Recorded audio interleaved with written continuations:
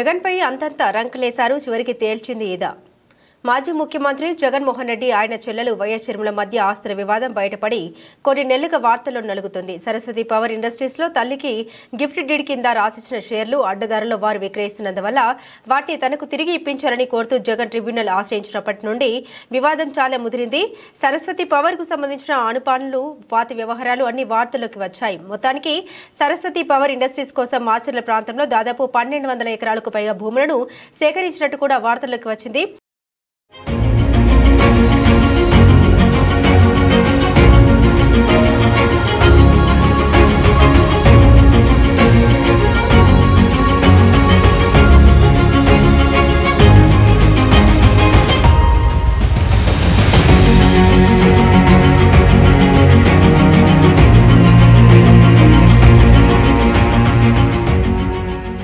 AP deputy ముఖ్యమంత్రి పవన్ కళ్యాణ్ ఒక్కసారిగా రంగంలోకి దిగారు. ఈ భూముల కొనుగోలు వ్యవహారం వైఎస్ రాజశేఖర రెడ్డి ముఖ్యమంత్రిగా ఉన్న పీరియడ్లో సాగింది కావడంతో ఆ కొనుగోళ్ల నిండా అక్రమాలే ఉంటాయని ఆయన తలపోశారు.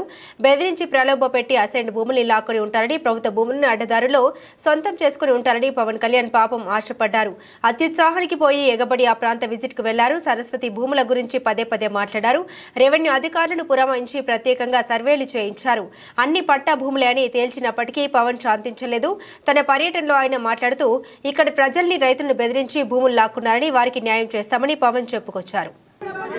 మీకు భరోసా ఇవ్వడానికి వచ్చాం, మీకు అండగా ఉండడానికి వచ్చాం. తీసుకున్న భూమి కాకుండా ఇంకో 350 ఎకరాలు పైచీలకు కనిపించే అది ఫ్యాక్టరీ కోసం తీసుకున్నారు. ముడిసరుకు కోసం 1100 ఎకరాలు. ఈ రోజు వరకు భయపెట్టి ఫ్యాక్టరీ రాలేదు. ఇంకా ఇంట్లో అన్నా చెల్లెలు కొట్టుకుంటా ఉన్నారు. ఇది మీ పొలాలు దోచేసి మిమ్మల్ని ఇబ్బంది పెట్టి ఈ రోజు వరకు అటవీ భూములు ఉన్న స్థానిక ప్రజలందరూ చెప్తా ఉన్నారు.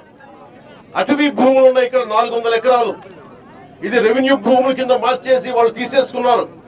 దీని మీద కూడా సమగ్ర విచారణ జరపాలి. అలాగే దాదాపు 400 ఎకరాల అటవీ భూముల్ని అక్రమంగా రెవెన్యూ భూములుగా రికార్డులు మార్చేసి కాజేశారని తనకు రైతులు చెబుతున్నారని కూడా పవన్ కళ్యాణ్ అప్పట్లో ఆరోపించారు. నిజానికి ప్రభుత్వంలో డిప్యూటీ ముఖ్యమంత్రి స్థాయిలో ఉన్న నాయకుడు అటవీ భూములను రెవెన్యూ భూములుగా అడ్డదారిలో మార్చడం జరిగింది ఉంటే దానికి సంబంధించి రికార్డును శోధింపజేసి ఎప్పుడు ఏం జరిగిందో సాధికారికంగా మాట్లాడకుండా రైతులు చెప్పారంటూ మాట్లాడడమే కామెడీగా మారిందన్నారు.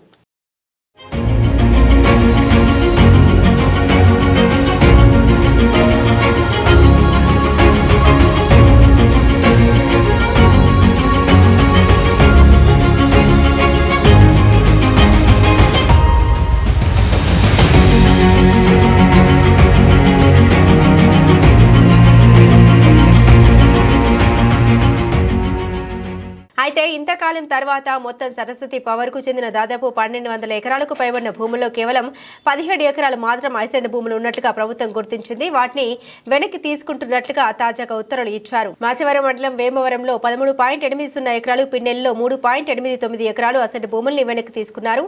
ఈ ఉత్తర్వులతో జగన్ పేదల నుండి కాజేశారని, అటవీ భూములు ఉన్నాయని చేసిన ఆరోపణలన్నీ అసత్యాలని తేలిపోయినట్టే. జగన్ తన పరిశ్రమ కోసం పక్కగా పట్టభూములు మాత్రమే కొన్నట్టుగా ప్రభుత్వమే ధృవీకరించినట్లయింది.